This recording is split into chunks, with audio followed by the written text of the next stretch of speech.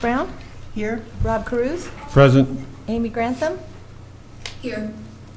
Nancy Hopper? Present. Katie Jess? Here. John Prouty? Here. Melissa Smith? Present. Could you all stand and join me in the Pledge of Allegiance? I pledge allegiance To the flag of the United States of America and to the republic for which it stands, one nation, under God, indivisible, with liberty and justice for all. Okay, next we have approval of previous minutes. What is the pleasure of the board?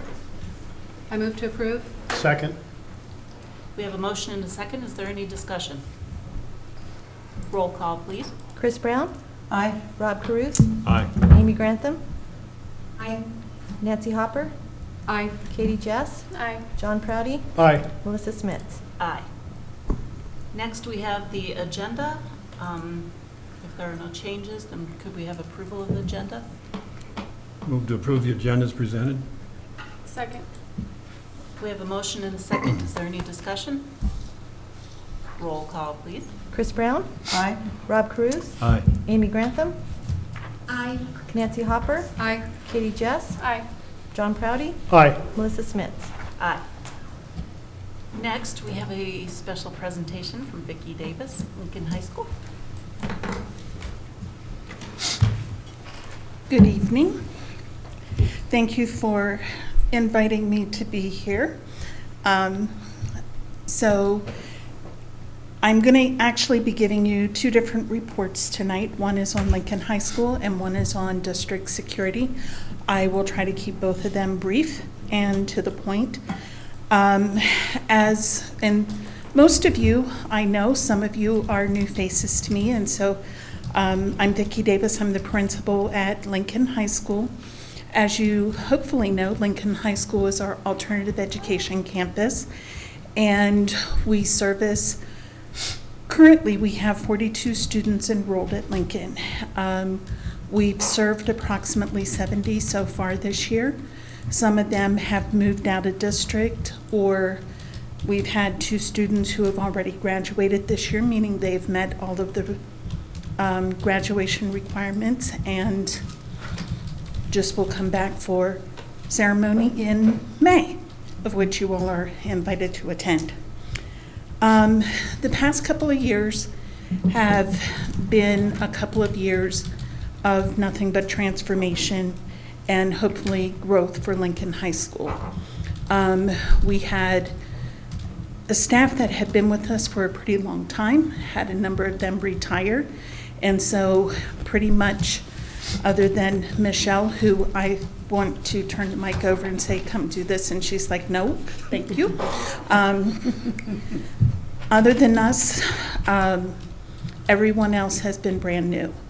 And so reestablishing a culture, evaluating and recreating curriculum that is aligned with Colorado State standards,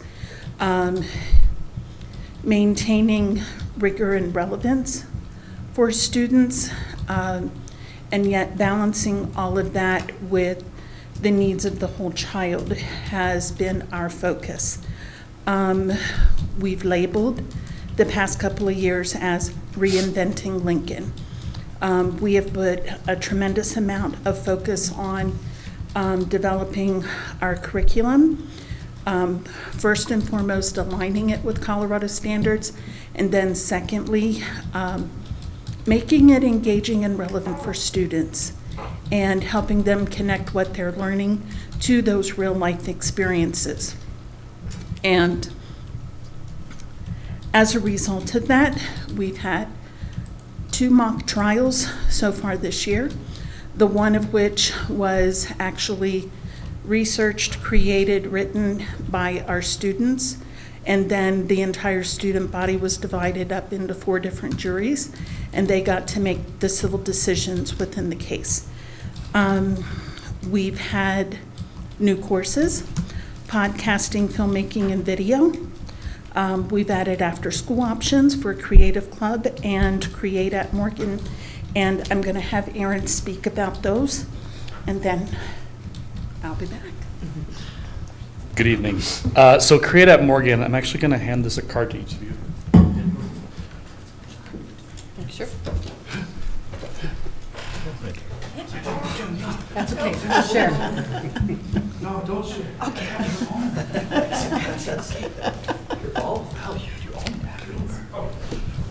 So Create at Morgan came out of, I worked at the middle school for 2 years as a literacy teacher, and I have podcasting equipment, and I had video equipment.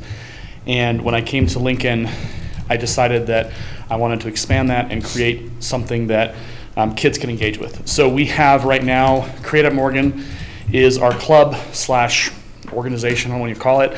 We have 6 podcasts we are actively producing with students and community members. 3 of them are community-based. One is a nerd podcast, another is a gaming podcast, and the third one is actually with Ernie Marquez over at Gladiator Gym. And we're going to restart that here soon at the end of March. So we bring together coaches and stuff to have that conversation. We have a Cold in Colorado podcast that students are producing. It's on cold cases specifically to Colorado. So they do their research. They actually reach out to whoever they can, police departments, PIOs, things of that sort, and they build their podcast through that evidence. They then also put together something that you can go online and view along with as you listen to the podcast. So they are fulfilling research and all that kind of cool stuff. We also have the goal of creating a literary magazine for our students to produce short stories, poetry, things of that sort. We have a writing group that we meet once a week with some middle school students I taught previously. We're looking to expand that with our other elementary schools and middle schools in the future as we go forward. And the video options, which Vicki mentioned, we're also expanding the filmmaking class, but also being able to have kids possibly do short films and produce those within the Create at Morgan banner. So it's kind of an exciting thing. We're hoping to continue to grow it, continue to reach out to other schools in the district. Hopefully next year we can actually put out flyers and start to bring that into, so everyone can participate. So it's not just a Lincoln thing, it's a thing that we're doing across the district. You are also welcome, if you're ever interested in recording a podcast with us, coming on down to Lincoln and saying, hey, can you record me talking about what I do on the board? And that would be really awesome. We try and do a daily podcast, so that'd be cool to have you on there for 5-10 minutes talking about what you do and why you do it. And it'd be a fun thing because the kids get to see it and interact with it. So thank you. Thank you. One of the other things that I think has been a huge blessing this year has being able to expand our counseling position into a full-time position. Our counselor / post-secondary workforce readiness coordinator has been running weekly groups. We have 1 guys group and 2 gals groups that meet on a weekly basis. She also is in charge of our advisory club, which is focused on helping kids prepare those soft skills needed for workplace and college readiness. We also do a lot of our ICAP work during that time. And I think a couple of meetings ago, Zoe had shared about our Power Up for Success Day.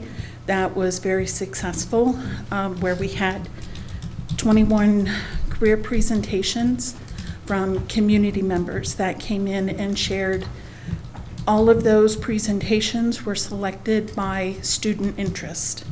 The groups and advisories, those have also been based on student need. We do a lot of surveys with the kids. What do you need? What are you interested in? And they're asking for things like conflict resolution, mediation. How do I handle my anger? How do I do this appropriately? So we've also been able to add what we call our student intervention team, and that includes myself, Michelle. It includes our school counselor, our interventionists, and our SPICY, which is our special education instructional coach and interventionist person. And then that also includes our nurse and school wellness professional. And we meet on a weekly basis, and we review all of the kids in the building, making sure that their needs are being met and appropriate interventions are being put in place for them. We also may not sound like a big deal, but this year we've had 5 students enrolled in concurrent or CTE classes at MCC. We had a meeting the Friday before spring break, and we had 20 students in attendance. So hopefully that number will increase this year, which has been one of our goals. One of the other things that we focused on this year is truly trying to give kids safe space to voice their concerns and ask for the appropriate help. And I had reached out to Lynn Reimer, who is an internationally known drug expert, and she and a team came in and met with our students, and literally one Friday had nothing but conversations with them. What came out of that is our kids need things to do. So she immediately picked up the phone. She reached out to her niece who works for Dick's Sporting Goods store and said, this is what we need. So probably next board meeting, you'll get a donation approval form for a pretty sizable donation of exercise equipment, weight equipment, and whatnot that is being donated. Our issue is we're busting at the seams, and where do we put it? So, but we're pretty excited about that.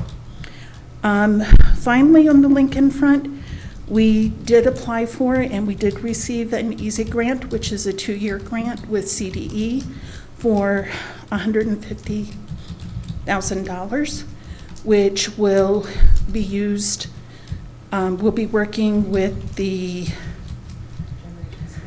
thank you, I couldn't remember what the G was, to do turnaround leadership training, and hoping to include my entire staff in that. And the goal with that will be to work on that culture piece within the building to improve our school performance framework. So we're looking at having our kickoff meeting with them on April 1st, and Rena and I will be on that call. So what questions do you have about Lincoln? No questions, just thanks for the awesome work. Yes. Thank you. Yes. Can you describe just briefly how a student enrolls in Lincoln, or how a student is referred to Lincoln as opposed to the Fort Morgan High School? Sure. So we serve all 4 school districts within the county. And if a student is coming from a school within the county, we require that referral to come from the sending school.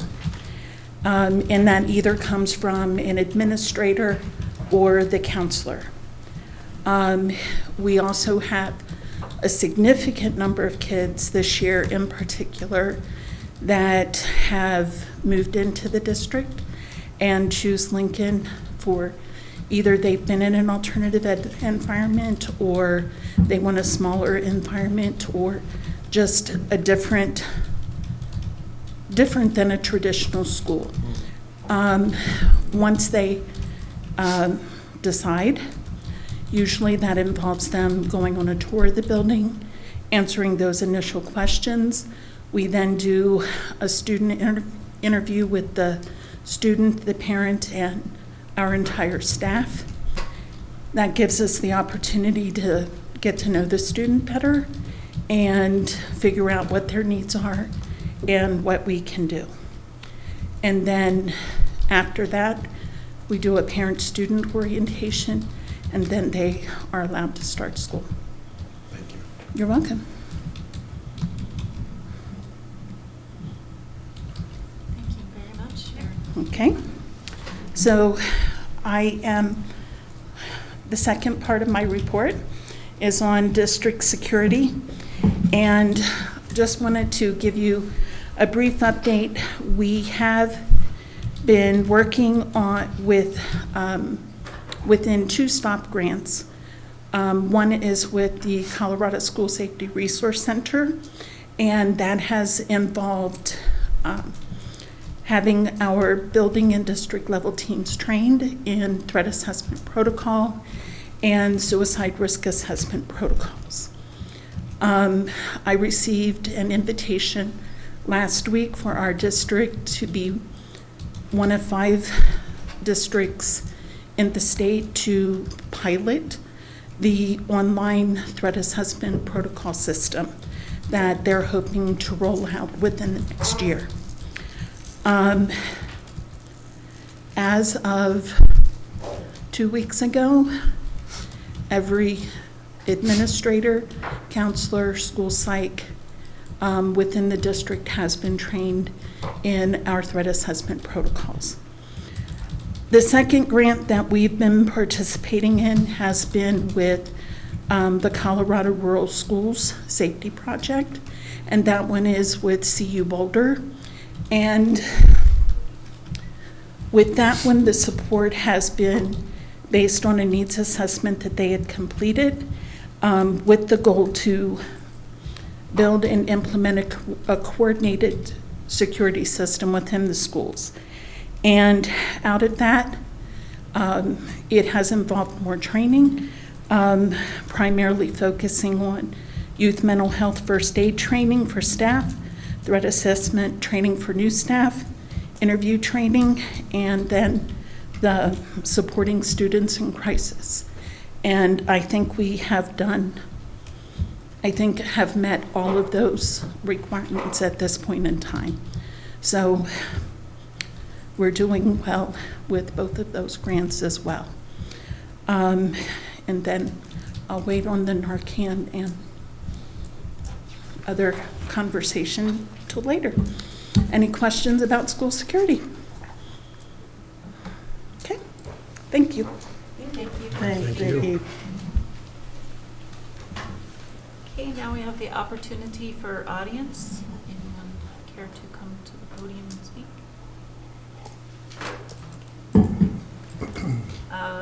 Reports are next.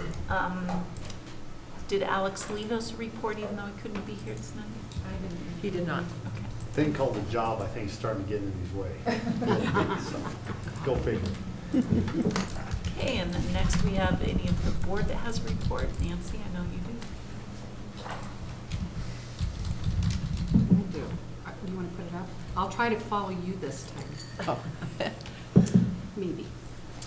Thank you. So, House Bill 221057 is the Public Employees Retirement Association. So when teachers retire, certified educators, that they can come back and work either, typically they can come back and work 110 or 140 days without affecting their retirement. And this bill, along with 221101, which is another one down, I should probably put them right beside each other. Those were both passed and on their way to the governor to sign. So teachers can teach for a full year and not penalize their retirement. So that's really a really good thing. I won't read all of these. Some of those were all already on there. But House Bill 221066 was the public ed and professional development. It's dead. That was the one that was saying that teachers need to publish their entire curriculum before school started so that parents could have the opportunity to preview that, along with some other reports and some data collection and so forth. But that one is dead, I'm happy to say personally. House Bill 221101, the Board of Education and Executive Sessions. This really kind of impacts us as we conduct business. It did pass. That is on its way to the governor. House Bill 221101 is reducing the justice involvement for young children, moving the age from 10 to 13. There's a lot to be concerned with this one. So we're just kind of monitoring to see how this one will take place. It's hard to think that 10-year-olds could be involved in a homicide case or sexual predator type things, but it is out there. So, House Bill 221202, the at-risk student measure. CASB's monitoring this. This would be taking in student at risk as part of that school funding formula. So this would be beneficial to us with the amount of students we have that are categorized at risk, would give us some additional funding. House Bill 22-1207, Choice in Low-Performing School Districts, establishes Parents' Choice Program. That one is dead. House Bill 22-1202, removing barriers. What this is really saying is that, I'm sure most of you that are in education would realize this, but when you do your student teaching in schools, you pay tuition because you get credits for that. So technically you're working a job, a full-time job that you're paying to do. You do not get paid as a student teacher. And so this bill is looking at trying to help offset some of that cost for student teachers, as well as all the program requirements that go into testing to be certified to teach. House Bill 22-1236, Parents' Bill of Rights. Those always sound really good, but this is quite a lengthy bill. I highlighted the part, I'm pretty sure in all my 30 years of teaching, I never performed a surgical procedure on a child unless I was removing a splinter. But we're opposing this one. It's very convoluted, and if you really want to know what's in that, I would encourage you to read that bill. But when I say the surgical procedure, that's directly in the bill. House Bill 22-1240, as you know, educators are mandatory reporters. And so this is just changing some of the language, making immediately to within 24 hours, clarifying what immediately really stands for.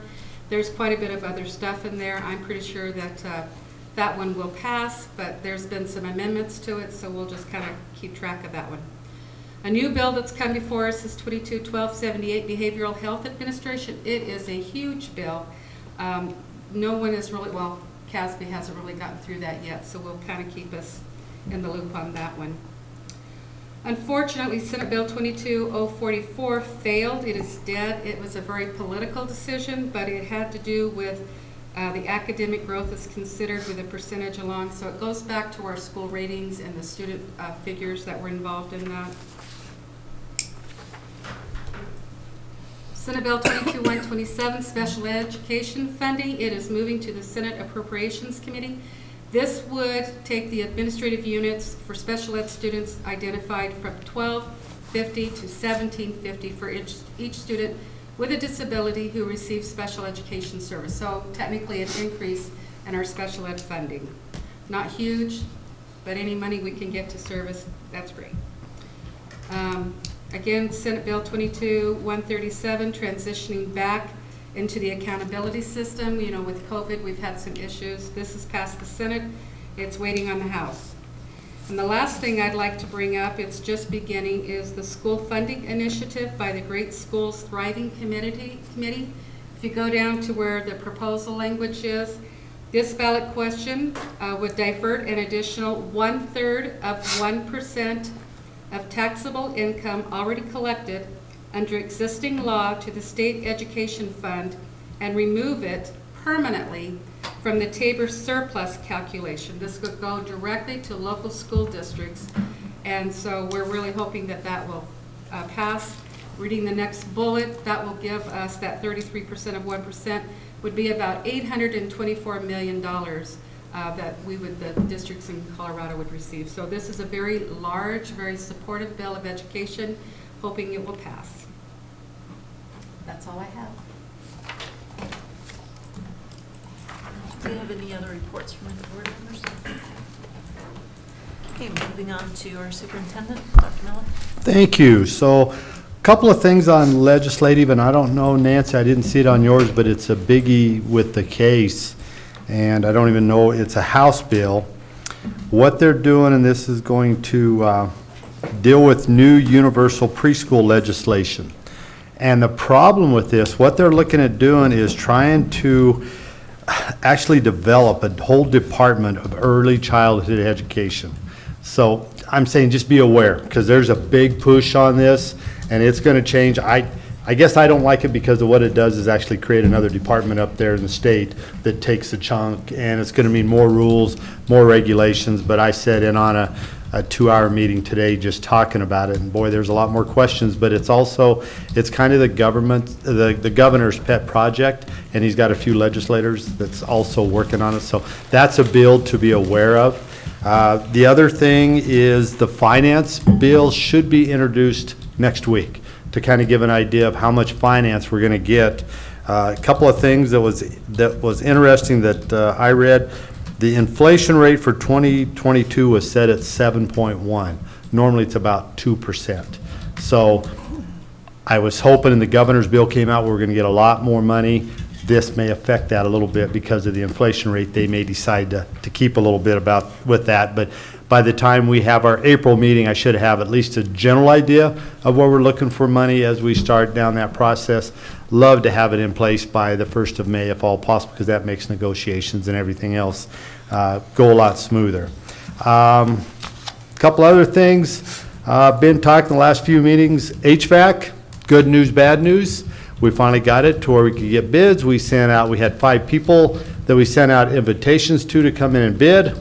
We had, let me think, 1 show up to actually come and bid on the project. And I said, I can't just live with 1. So today we sent out invitations. 1 said, well, we were going to make it, we just kind of forgot. So we had them and another one. So today we did it again, we had another 1. So we're having 2 people bid on it. The good news is that if these bids come back like double the price, Rena says we have, till 2024 to spend our ESSER 3 money. So if it is that much higher, we may want to talk about maybe putting it on hold, and when the upcoming recession that I think is going to happen hits, we might be able to get things done a lot cheaper. But I think the bids have to be back to us by the end of April. So we'll have an idea then where it's at. Met last week at the courthouse with some truancy, and the court is actually looking at doing a couple of things with truancy, both from the middle school, high school process of trying to get back to where it was before, where there's actually some teeth in it if they do go to court. But more importantly, they're looking at putting a group together of trying to get some of these kids that are truant. I mean, it's amazing, in kindergarten through 3rd grade, the parents really don't push the issue to get them there, and they're going to have to where parents go before this committee. So it's in the very infancy, the stages of it. We've got Tara Boyer is representing the elementary, Chad Unrein in the middle school, and let's see, Adriana at the high school is going to represent us there. So hopefully that'll work out and it'll pay dividends in the future. 2 more things. I need to start eliminating dates. So does anybody have any dates for our board training you want to eliminate? Because I sent all those dates to you earlier. We're talking April 12th, 13th, 14th, April 19th or 20th, 26th, 27th, 28th. Because I talked to Dr. Zila and I told him what I'd like to do is get a date set, and then I hope he sends an email to you guys saying what are your priorities that you kind of want to talk about. Are these going to be during the day or in the It can be probably, I said like a 4 or 5 in the afternoon. It's a 2-hour session, and we just want 1. It's a 2-hour session that he's going to put on, and we got a couple other things we'll probably talk about after that as well. Wednesdays are out for me. So what days are those? Well, and the 13th, isn't that the 20th? The 20th is out, That's a Wednesday. Yeah. and the 27th would be out. Okay? And isn't the 13th? The isn't there that 13th is a BOCES day? Wednesday. Oh, yes. Yeah, so Zila. 13th is out. I'm surprised he can make it on the 13th. Okay. Yeah. That's next on my report, by the way. Tuesdays are the best day for me. So the 12th, 19th, or 26th? We're narrowed it down here. Do you have a favorite? Yeah, sorry, I'm Denver Wednesday. Any Tuesday. Any Tuesday? Tuesday. Do you want me to choose? Zila I can don't do care. all of them. No, it's just one. That's all, this is our freebie. No, I know, but he. Yeah, he can do all of them. These are the dates he told me he can make, because I reached out to him this morning and said, give me some dates that'll work, and then I'll firm this up, and then I'll talk to him tomorrow and say, here's the date we want you, and we'll set a time, whether it's 4 or 5, whatever works best for I you would guys. prefer not the 12th, but any other Tuesday is great. Hey, now we got it down to 2, 19th or 26th Of April? of April. Yeah, getting late. I think the 26th is negotiations. April 26th is, yeah. Negotiations, but 19th it's, okay, 19th it is. Fair enough? What time do you want to go, 4 or 5? We always have negotiations. 4 work for you guys? 4 o'clock, because he'll do the 2 hours, but then I need a little bit of time afterwards to talk about what. If we need to do something sooner than that, we need another work session, right? What we were just talking about earlier. When I get the time, and I can update you guys on that. So 4 o'clock on the 19th, and I will do a calendar invite for all you guys so that you have it, okay? And so the last thing that I have is I know Chris is our official BOCES representative, but if you want, anytime I can take advantage of free legal service, do it. And I think on the 13th of April, Centennial BOCES is having Coulter Bump come just to talk about legal issues, and any board member is welcome to go. Just let me know Yep. so I can let her know. That's the one that was canceled that we, Right, yeah, so I right. still want Yep, to. yeah, Okay. just let Chris know so that she can do that, and if there's a bunch and you need a chauffeur, I'm sure Tony's available. No, I'll drive you. Is it really? It's in Greeley at the Centennial Yeah. BOCES for that. So, that's all I got unless you have questions for me. Who's the judicial officer that was looking at the truancy? Well, it was actually, what's her name, Jamie? Jamie says Nico. She's the attorney that's starting all of this. And it's actually, the main judge out of Sterling is the one that's kind of, Judge McGuire? he's the one that came and talked to us. So they're looking at it seriously, which I like. And then they have an appellate judge that's kind of under him that's working on it as well. So, Dr. Miller, are you then on those, you named the administrators that are on that committee. Are you serving on that committee too then? The committee for, The truancy? yeah, I'm on it as well. Okay, and you don't need a board rep? Not yet, they haven't asked for Okay. one. If you You- do, you're I would it? like to, yeah, because I Okay. went to a lot of those truancy hearings. Okay, and the whole idea of their committee, it'll be good, the whole idea is have a committee, and they're looking at all of Morgan County, but Sure. Brush wasn't as interested. I said, boy, if we could catch students, and especially parents of students earlier, and put a little more pressure on those parents when they're in kindergarten, first, second, third grade, that's a much earlier age to As a catch building them. principal, one time my first grade student combined had 78 days absent between kindergarten and first grade. So we do So, have a. which is tough, and my history has been, and again, I'm so old, but it used to be kindergarten would have a 99% attendance rate, and it slowly works its way down to 12th graders, which would be 90 or something like that. And that's just not the case anymore. And parents make a lot of excuses as to why, but that's a good thing that after so many, then the principal refers them, they go before this committee, and the parents have to explain to them why, and they don't have a lot of power, say like a judge would, but they still have some power that they can take it beyond there. So I think if it works out, I think it's something we'll work towards a year and then start it up next year, would be my guess. Thank you. Yep. Next, we have Assistant Superintendent of Curriculum and Assessment, Dr. Brasco. Good evening. Just a few things. There are a lot of grants flowing right now through CDE, and I really love grant money, but they decided to take a whole bunch of their set-aside COVID money and distribute it amongst multiple grants. And so there's going to be one on the agenda for later in the discussion on mentor grant. All of these are coming really fast and furious. There is a lot of money right now available for curriculum, allowable expenses for mathematics and ELA. And as most of you are hopefully aware, that we've been working on math adoption all year.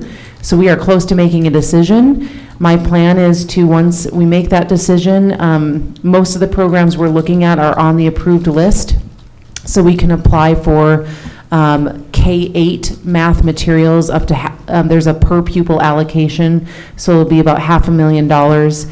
My goal is obviously to apply for the monies because we've been doing all of the work this year, and maybe if we actually get those monies, that we could save the general fund monies out of curriculum adoption.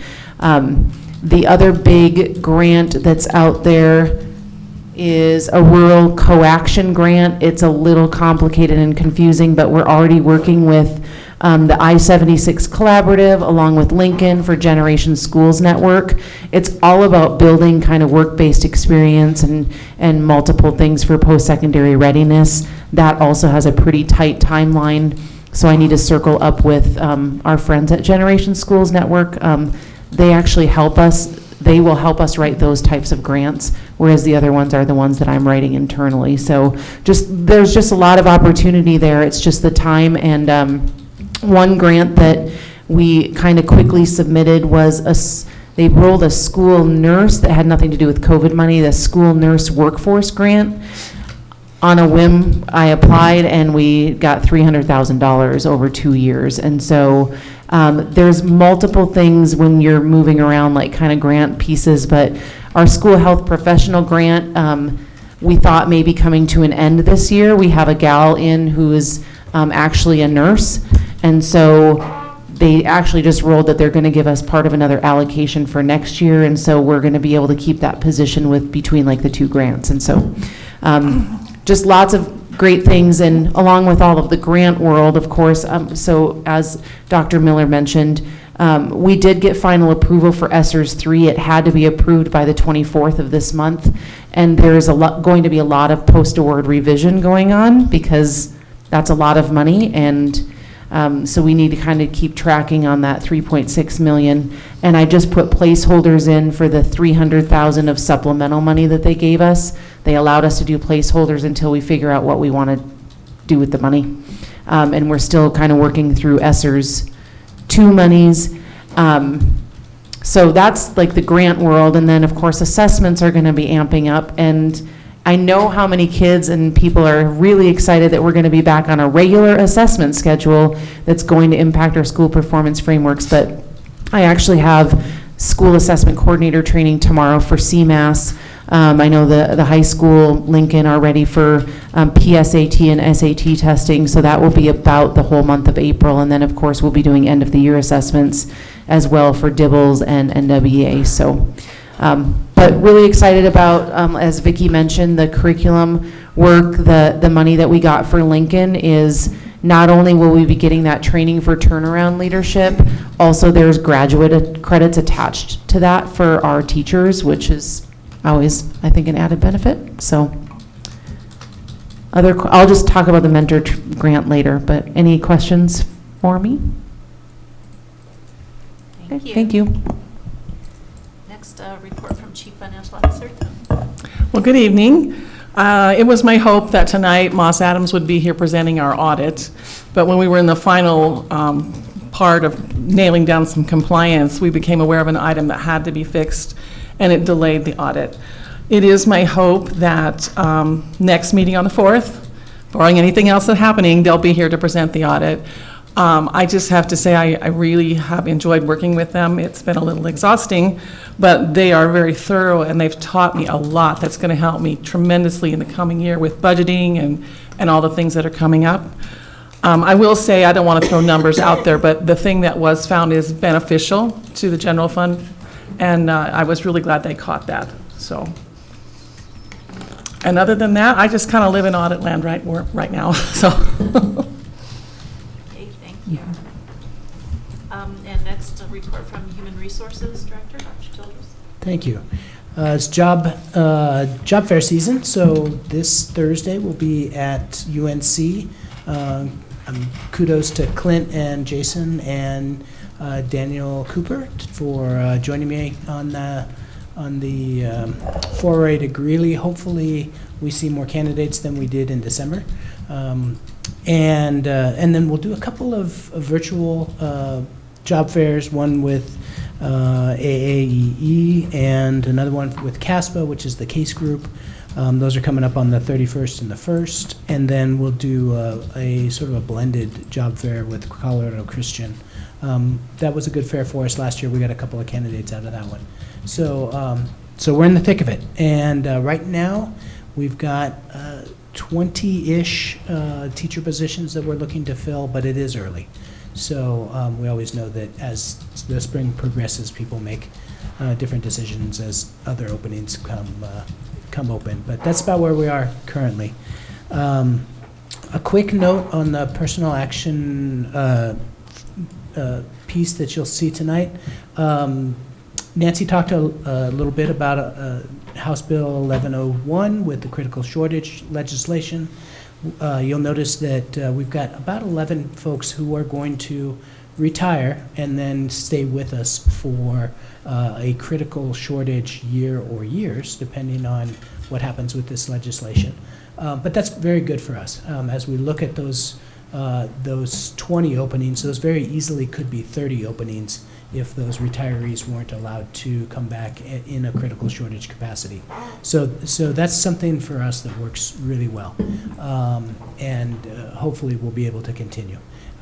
A great benefit for the employee as well, because they're able to pull their retirement and also earn a wage from us. And so it's a nice way for our teachers to be able to step into a retirement situation. And then lastly, this is the meeting of the year where we do teacher non-renewals, and it can be just a little confusing that we're approving a non-renewal. Just for context, statute has teacher contracts rolling automatically. So if we don't non-renew a teacher, then those contracts automatically renew.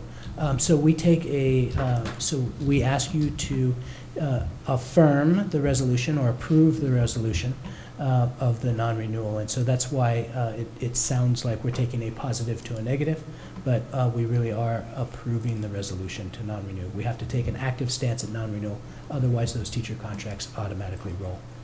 So, so there you go. Thank you. Thank you. Okay, next we have discussion items. Discussion item A is policies, first reading. Is there anything that we need to talk about with those? They're mostly just CASB updates. Discussion item B is policy JLCD, administering medication to students. And I believe Vicki wanted to. I think because Vicki kind of got this started, which is good, and probably one of my biggest eye-opening, and it's scary, is fentanyl and how young it's starting. So Vicki, you might just talk about how you came about this and where it came from. So a couple of weeks ago, rumors started going around that we had students within our community who were using and potentially dealing fentanyl. And we had a local arrest which yielded a high quantity of fentanyl. We had an incident in Commerce City a few weeks ago where several individuals had died from fentanyl overdoses. Last week, I believe there was an incident in Colorado Springs where there was a young lady who actually passed away after having taken it at school. And then the incident that had happened in Florida a couple of weeks ago, or last week, as well, where there were several people who had passed away. One of the things that we know is time is of the essence. If we find a student who has overdosed and it takes such small quantities for that overdose to occur, our Colorado State Health Department has a standing order for the administration of Narcan, not just for law enforcement, EMS, fire departments, but that standing order covers schools as well. We started doing a lot of research, and my research partner in crime is in the back of the room as well.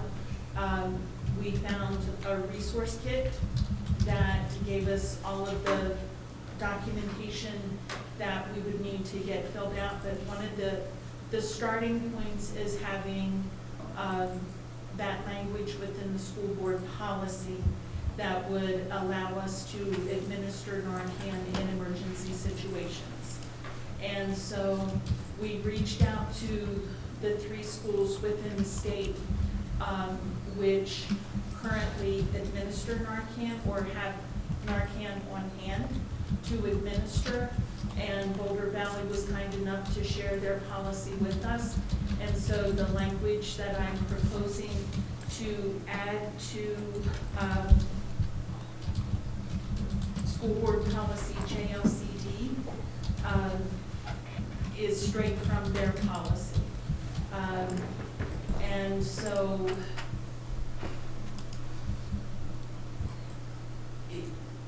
I would rather, it's like the AED machines, I would rather us have them and not need to use them than to not have it and have a dead student or community member member in our building.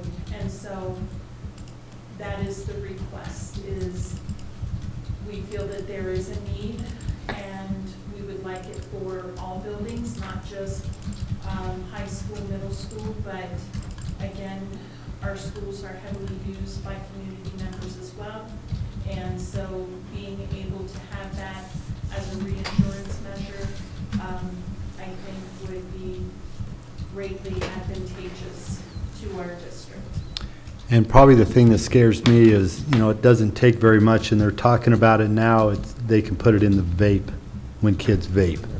And that's real scary to have that. I mean, one of the things we're looking at, whole different subjects, is we're trying to get some vape detectors in restrooms so that if kids go in there and smoke or vape, it'll send a text message to the principals to let them know. But back to fentanyl, boy, some of the stories you hear about just people inhaling it and they get deathly ill. So I just think I'm trying to be a little proactive here to take care of it. So our current policy just pretty much says the same thing with the fact that we don't have use of opiate antagonists in emergency situations. I think that's. I don't believe our current policy has anything about that in it. And so the proposal is to specifically add the that use of- paragraph. Yes, that section. Okay. Thank you.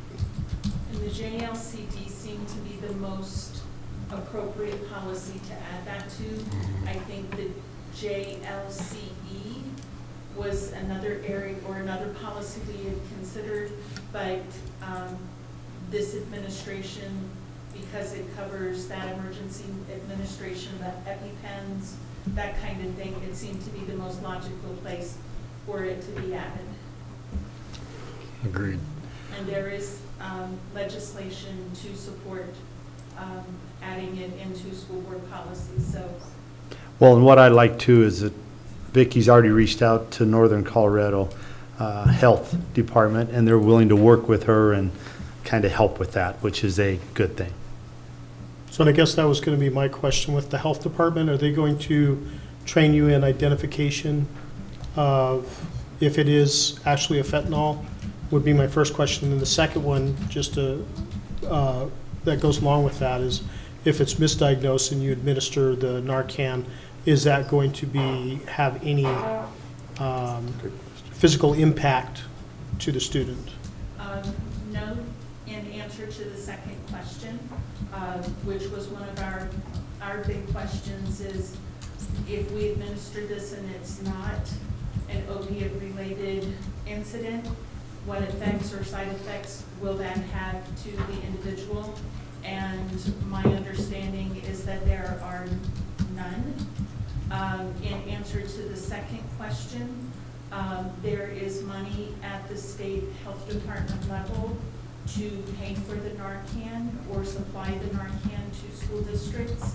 Narcan is an over-the-counter medication, and I can go down to Walgreens and get a thing of Narcan for about $99.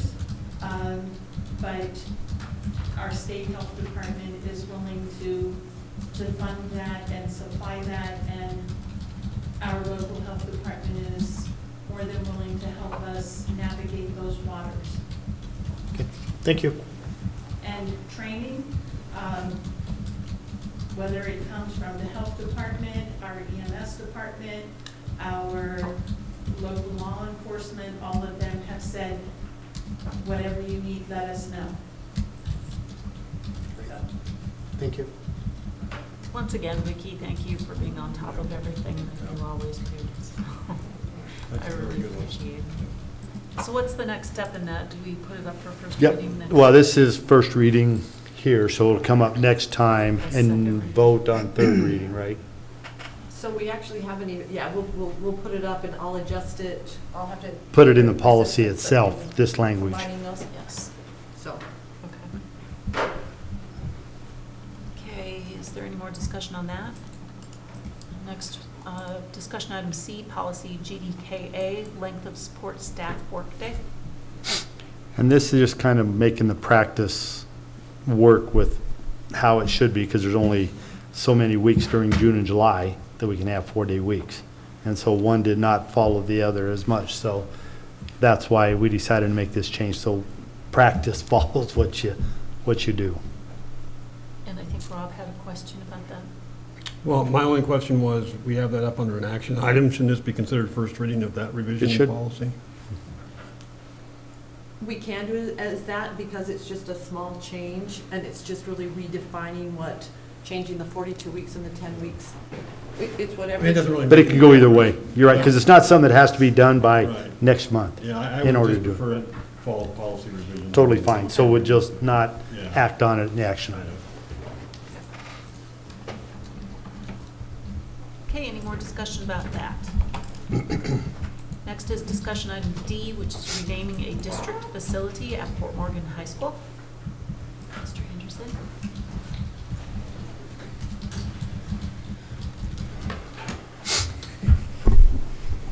Good evening. We come before you tonight. We met as a committee on March 9th, we had a request to rename the gym after a former wrestling coach, Mr. Stan Lampe. And so we had several committee members, Mr. Grawlis and Mr. Okanado were kind to come. Mr. Schoen was also part of the committee, as well as Ms. Hopper and Mr. Prouty. There was a couple other people, but one couldn't make it because of weather. But we went over the letters and the recommendations from several community members, and there was a lot of kind words that were kind of said about Mr. Lampe. And actually, Mr. Okanado wrestled for Mr. Lampe, so I'll have him share some kind of his personal thoughts of Mr. Lampe.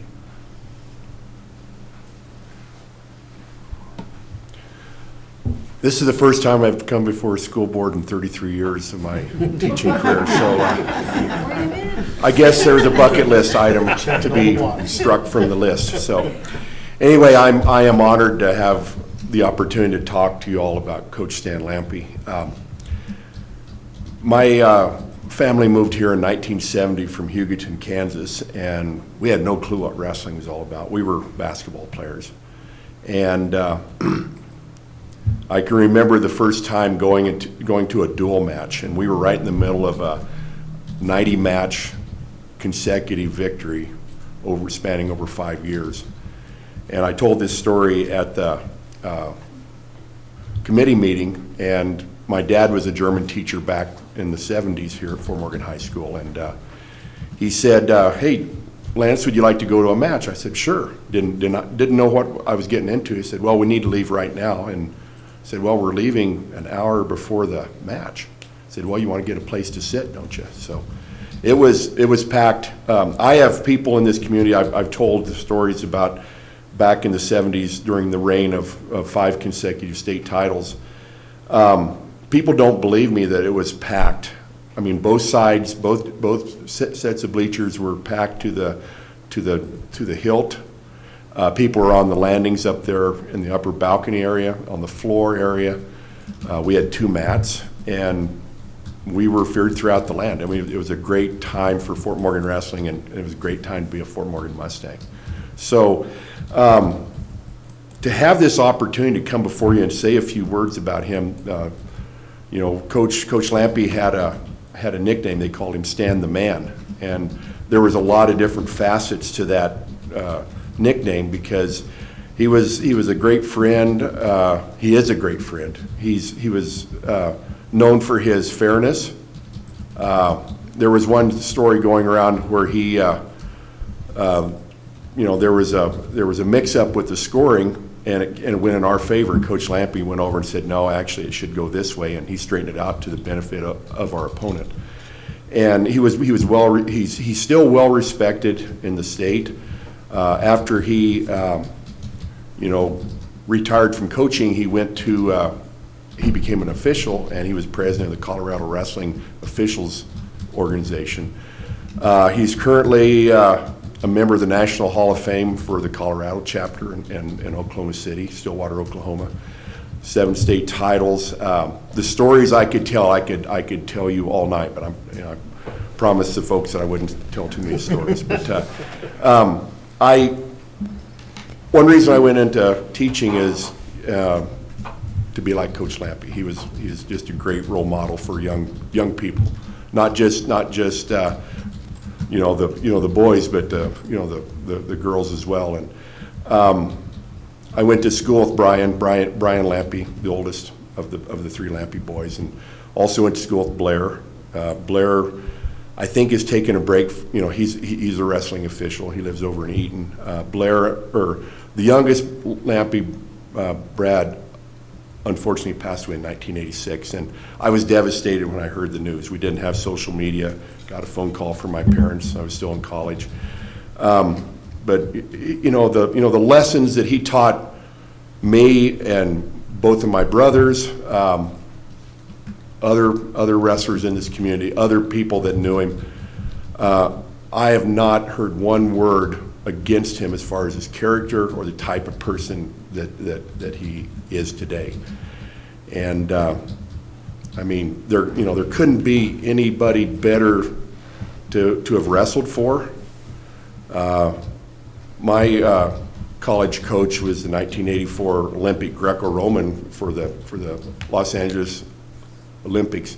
I would still go to Coach Lampy. Really love Coach Finley, but Coach Lampy, he was always there.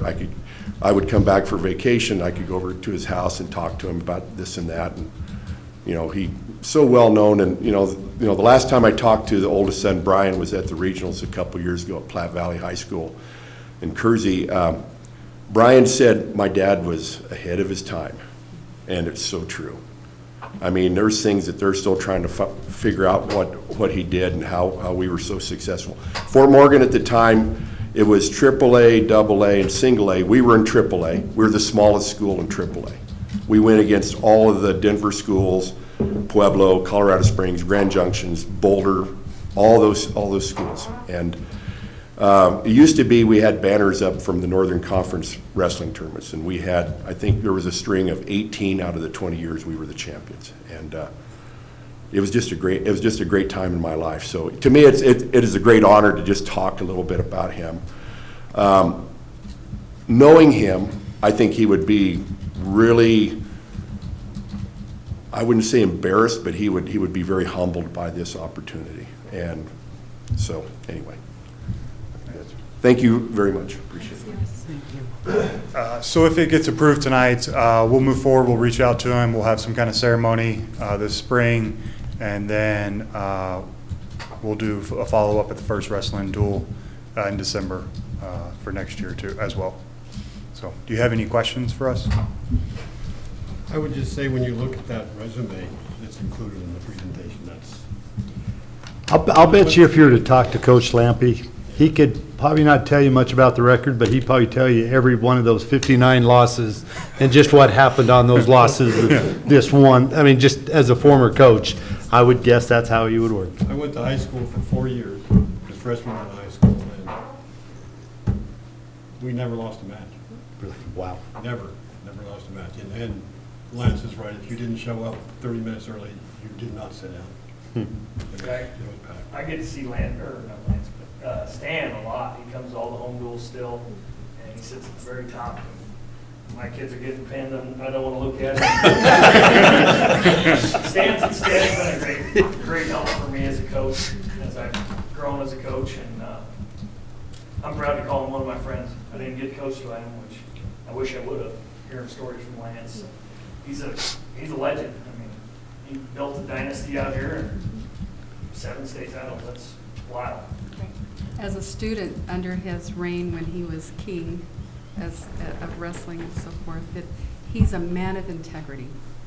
There's not many Stan Lampy, but he's a genuine good guy. I didn't wrestle for him, but I did have him at TE, and you distinctly remember him sitting in the chair on the gym floor and saying, "Run until I puke." Good memories. We got it, Coach. Whatever you say, right? Thank you. Yeah. Thank you. And thank you for your work on this. Yep. Discussion item E, mentor grant. You, Dr. That's me. This one was a really quick turnaround, so I apologize I didn't get the narrative to you. I was actually still tying out the draft. And so essentially what this is part of the COVID monies, but it is for really thinking through what we do for our induction program and how you can tie some additional grant monies for it. So we did change our induction program a few years ago, 2019, from a 1-year, we changed it to a 2-year program. We felt like that was really important, that the supports not drop off the first year. So our new mentees are all assigned a mentor. Our mentors are trained. We really try to do a great selection, and that's part of this grant, is identifying like how we have already selected mentors. One of the things that we have definitely seen, and it's not really just due to COVID, but Brian and I talked the other day, and we have, between alternative candidates and J1s, we have 20 certified staff that qualify under those things, and that's just a little different on how what time it takes to coach up those folks. And so in the grant, I did just ask for, you could ask for mentor stipends, you can ask for mentee stipends. I actually asked for a full-time instructional coach that really is designated, and I know staffing is an issue, so I get that, but I thought it wouldn't hurt to ask for like a district identified instructional coach to solely work with our J1 teachers and our alternative candidates. And then I asked for money for mentor stipends. And so you ask year by year, it's basically a 2-year grant. So I'm asking for like $130,000 just to see. We're already paying mentor stipends out of general fund, so even if that's the only thing that they approved, I'd be happy with that because it's worth it. And I think that additional layer onto that is really thinking through, as we know, like our diversified workforce need that intense coaching on how we look at our alternative candidates getting that licensure, through, there are other opportunities for potentially even doing like our own program. So there's just a lot of things in the air, but this is the money that I'm going to ask for. How many J1s do we have? 10. 10 right now?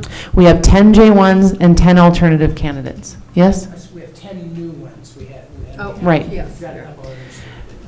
Yeah, and so one of the pieces is just with that induction program, and COVID really messed me up because we had a really solid start in 2019. And so one of the things we already know, and one of the things I identified in the grant, was we definitely have a gap already between our first year program and our second year program. And one of the things I talked with our instructional coaches about as our last meeting is we really need to ramp up those supports for our second year folks to make sure we're supporting and retaining them so they stay. Questions about the grant? Sounds good. Okay, thank you. Next, we have our consent agenda. We have the personnel action report. What is the pleasure of the board? I move to approve. Second. We have a motion and a second. Is there any discussion? I'll ask to be excused from the vote on this since my wife is on the list. I should probably refrain as my daughter-in-law is on the list. You don't stand to gain anything physical. Okay, then I'll vote. Good. You should. So we have a motion and a second. Any more discussion? Roll call, please. Chris Brown? Aye. I'm sorry, Rob, are you? Abstaining. Abstaining, thank you. Amy Grantham? Aye. Nancy Hopper? Aye. Katie Jess? Aye. John Proudy? Aye. Melissa Smits? Aye. Next, we will move on to action items. Action item A is the contract for Mr. Robert L. Sanders as Superintendent of Schools beginning July of 2022. You have before you in executive content for the board's eyes the superintendent's contract, and then we have a list of contract concerns and the response. What is the pleasure of the board? I'd move to approve. I second. We have a motion and a second. Is there any discussion?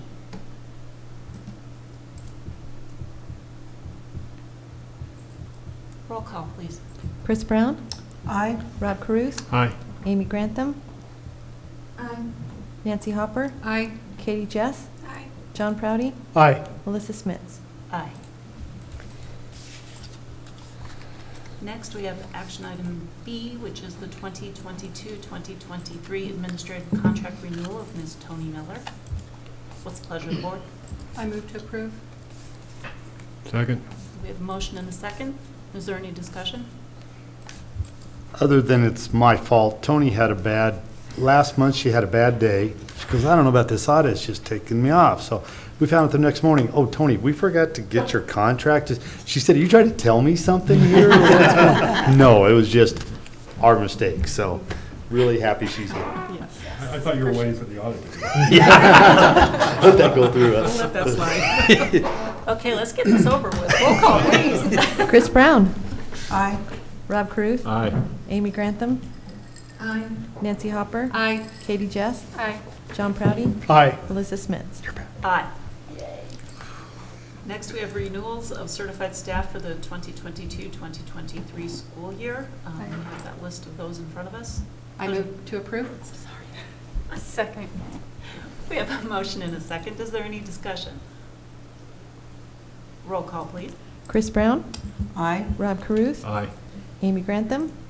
Aye. Nancy Hopper. Aye. Katie Jess. Aye. John Proudy. Aye. Melissa Smits. Aye.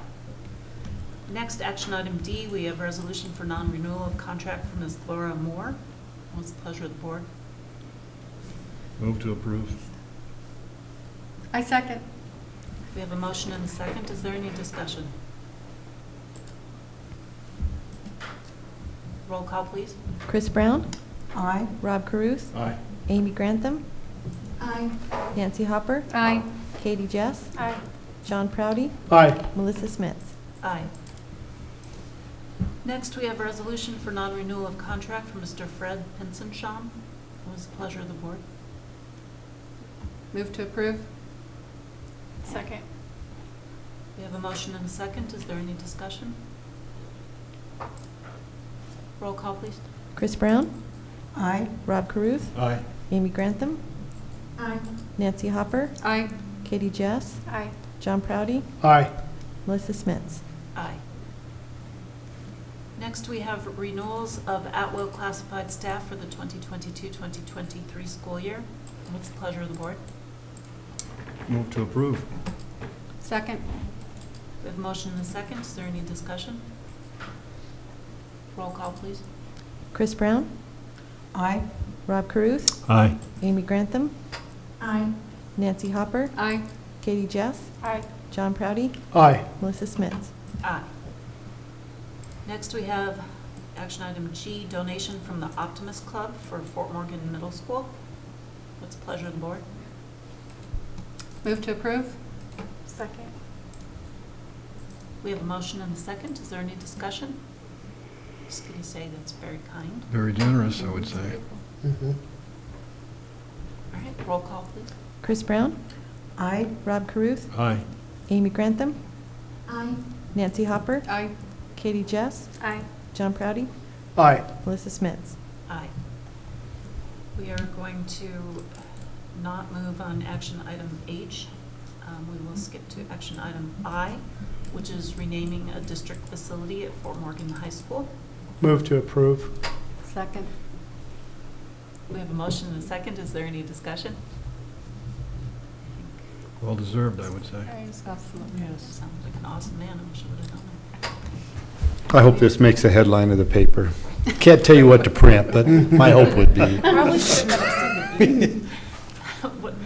Roll call, please. Chris Brown. Aye. Rob Carruth. Aye. Amy Grantham. Aye. Nancy Hopper. Aye. Katie Jess. Aye. John Proudy. Aye. Melissa Smits. Aye. And action item J, remember when we've had this many. The mentor grant. What's the pleasure of the board? Move to approve. Second. We have a motion and a second. Is there any discussion? Roll call, please. Chris Brown. Aye. Rob Carruth. Aye. Amy Grantham. Aye. Nancy Hopper. Aye. Katie Jess. Aye. John Proudy. Aye. Melissa Smits. Aye. We have a newsletter from Green Acres Elementary School. Advanced planning. The April board meetings are April 4th and 18th. The district is closed on April 15th, 2022. Monday, April 18th is a professional development day. If there is no other business to come before the board, we are adjourned at 8:11 p.m. We have bets going on this? Oh, we have a list in my office. Everybody writes down. Oh, my gosh.